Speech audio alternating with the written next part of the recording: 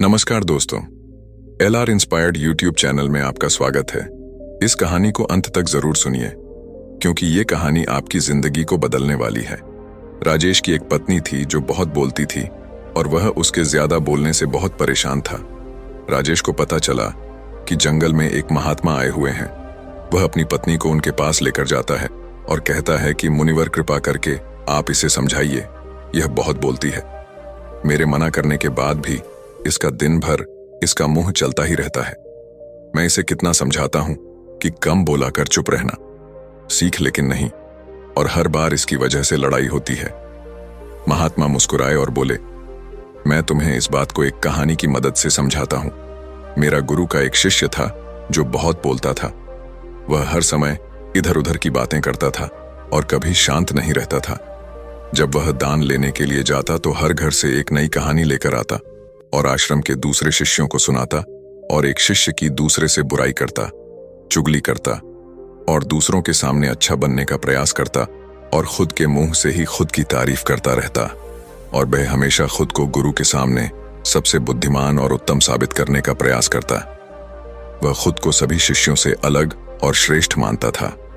उसका कहना था कि मैं एक अमीर घर का बालक, अगर मैं चाहता तो एक आरामदायक और सुविधाओं से भरा जीवन जी सकता, लेकिन मैं वह सब छोड़कर यहां आ गया क्योंकि मुझे खोज करना, खुद को जानना है, जीवन को जानना है। एक दिन गुरु ने आश्रम के सभी शिष्यों को बुलाकर कहा, आप सभी को अगले 1 महीने के लिए कोई ना कोई संकल्प लेना होगा। इससे आपकी संकल्प शक्ति मजबूत होगी और आप में आत्मशक्ति का संचार होगा। आप सभी अपने सामर्थ्य के अनुसार कोई भी संकल्प ले सकते हैं, और यदि 1 महीने से पूर्व आप में से जिसका भी संकल्प टूट जाएगा तो वह अपनी पुरानी दिनचर्या में वापस आ सकता है। सभी शिष्यों ने अपनी शक्ति के अनुसार संकल्प लिए और गुरु को अपने अपने संकल्प के बारे में बताकर वहां से चले गए।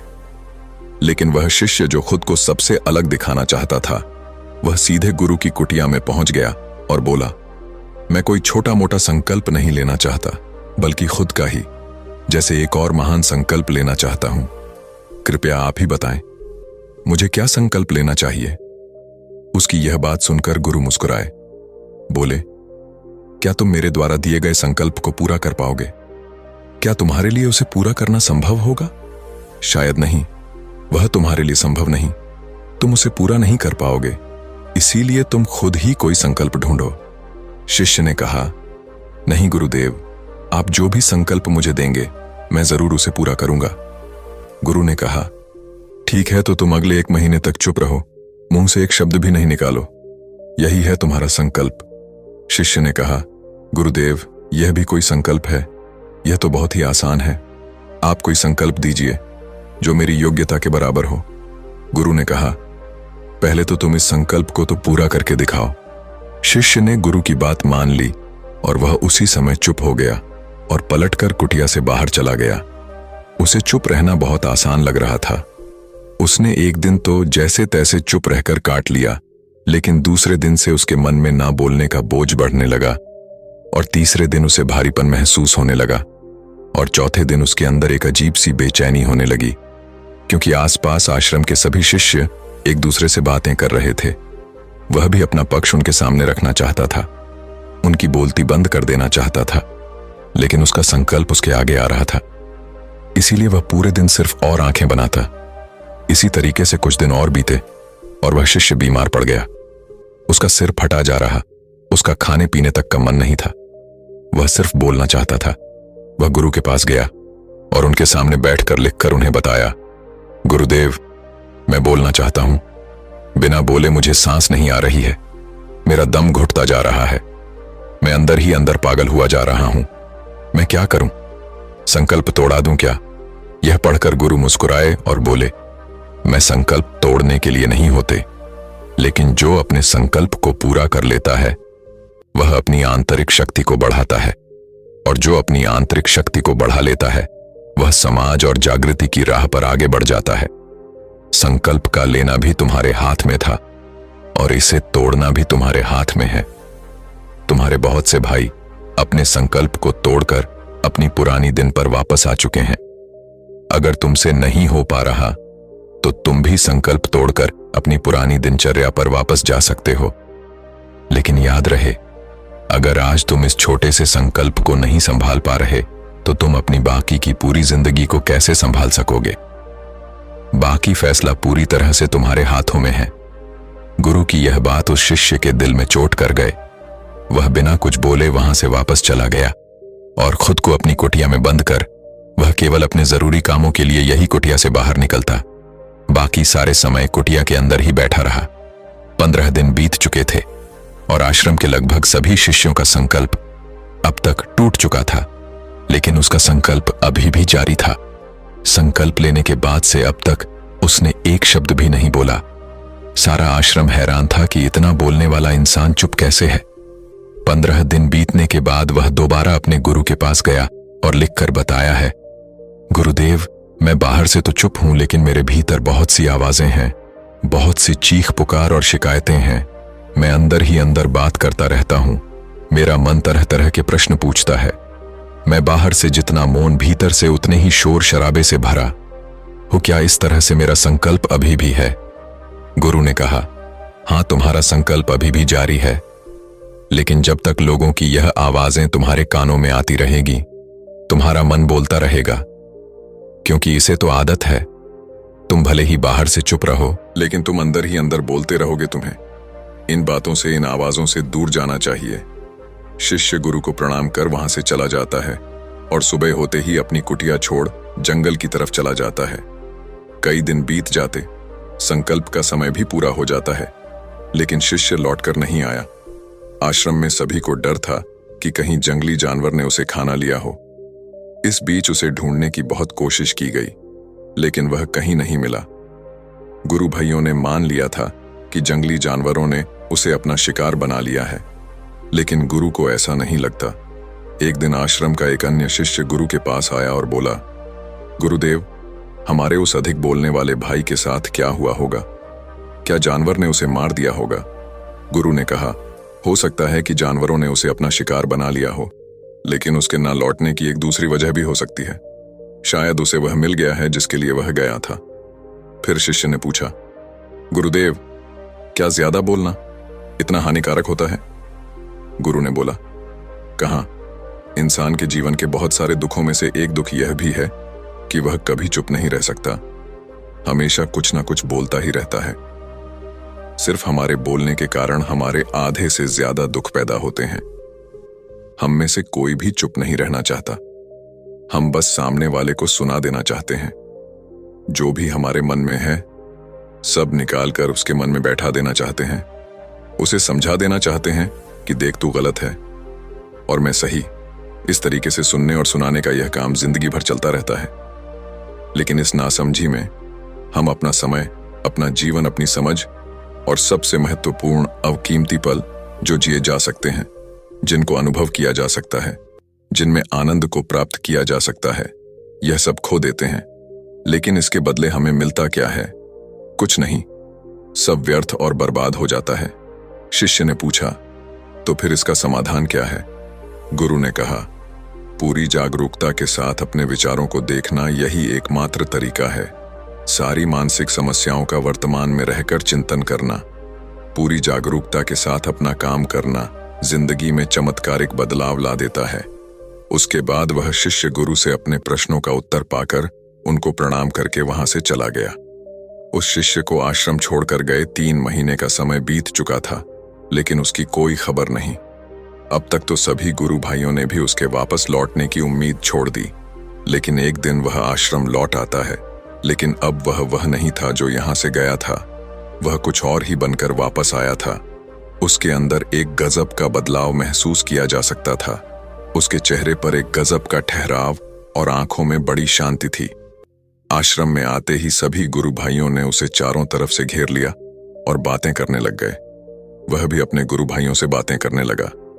उससे बात करने वाले सभी ने यह अनुभव किया कि अब वह पहले जैसा उतावला और बातूनी नहीं रह गया था।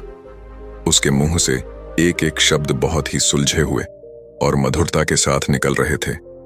थोड़ी देर तक गुरु भाइयों से बात करने के बाद वह सीधा गुरु की तरफ चला गया।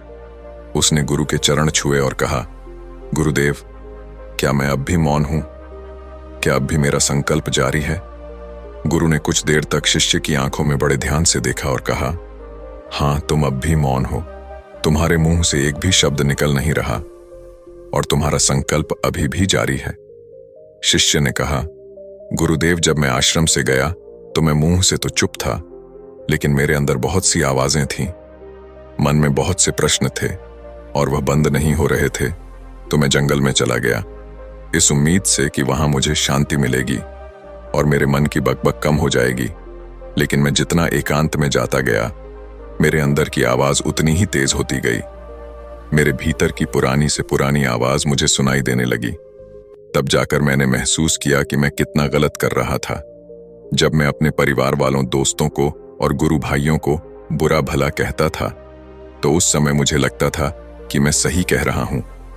जब मैं गुरु भाइयों की एक दूसरे से चुगली करता था और उनका मजाक बनाता, तब भी मुझे यही लगता था कि मैं उनसे बेहतर हूं और मैं सही कर रहा हूं। लेकिन उस दिन मैंने पहली बार महसूस किया कि मैं कितना गलत बोलता था। काफी दिनों तक यह आवाजें, यह शिकायतें मेरे अंदर चलती रहीं, लेकिन धीरे धीरे करके एक दिन यह सारी आवाजें मेरे अंदर से समाप्त हो गईं। अब मैं भीतर से भी मौन हो गया। उस घने जंगल में बाहर से कोई बोलने वाला था नहीं और भीतर कोई आवाज बची ही नहीं थी। और मैं उस दिन पहली बार मौन का सही अर्थ समझा। मेरे चारों तरफ बहुत शांति थी। हालांकि अभी भी कुछ आवाजें आ रही थीं जो पहले भी आती थीं, लेकिन मैं उन्हें सुन नहीं पाता था। अब वह सभी आवाजें मुझे स्पष्ट रूप से सुनाई दे रही थीं। हवा के चलने की आवाज, चिड़ियों के चहक की आवाज और पानी के बहने की आवाज। यह सभी आवाजें मैंने पहली बार पूरे होशपूर्वक सुनी। अपने चारों तरफ इतनी शांति मैंने पहले कभी महसूस नहीं की थी। तो इस शांति को भंग करने के लिए मैंने पहली बार अपने मुंह से कोई शब्द निकाला। मैं चिल्लाया, हे ईश्वर, यह कैसी शांति है? सभी कुछ इतना शांत क्यों है? ऐसा क्या हो गया? लेकिन मेरे चिल्लाने के बाद भी शांति भंग नहीं हुई। सब कुछ पहले जितना ही शांत था, बाहर भी और भीतर भी। हे गुरुदेव, मैंने अपने गुरु भाइयों से बात की, मैंने आपसे बात की। मैं बोल रहा हूं, मैं चल रहा हूं, मैं सब कुछ देख रहा हूं, लेकिन मैं अपने भीतर एकदम एकांत में हूं, मौन में हूं। भीड़ में होता हूं तब भी भीतर से अकेला एकांत में होता हूं। जब मैं खुद में भी शोर करना चाहता हूं तब भी एकांत में ही होता हूं। अब सब दिखाई पड़ने लगा है, सब सुनाई पड़ने लगा है। गुरु ने कहा, जब तक हम बाहर की तरफ बोलते रहेंगे, भीतर अशांति ही रहेगी। लेकिन जिस दिन हम भीतर की तरफ मुड़ जाएंगे, तब हमारे मुंह से कुछ भी निकलेगा। हम शांत ही रहेंगे। दुनिया में जितनी भी बुराइयां हैं, ज्यादातर हमारे बोलने से ही उत्पन्न होती है, क्योंकि हम चुप रहना नहीं चाहते। हम जितनी जरूरत है उससे कहीं ज्यादा बोलते हैं। हम सामने वाले को सुनना नहीं चाहते, बल्कि उसकी बोलती बंद कर देना चाहते हैं। उसे समझा देना चाहते हैं कि मैं कौन हूं, मैं क्या कर सकता हूं। और यही हमारी जिंदगी का मकसद बनकर रह जाता है। हमारी सारी ऊर्जा व्यर्थ के बोल में बर्बाद होती रहती है।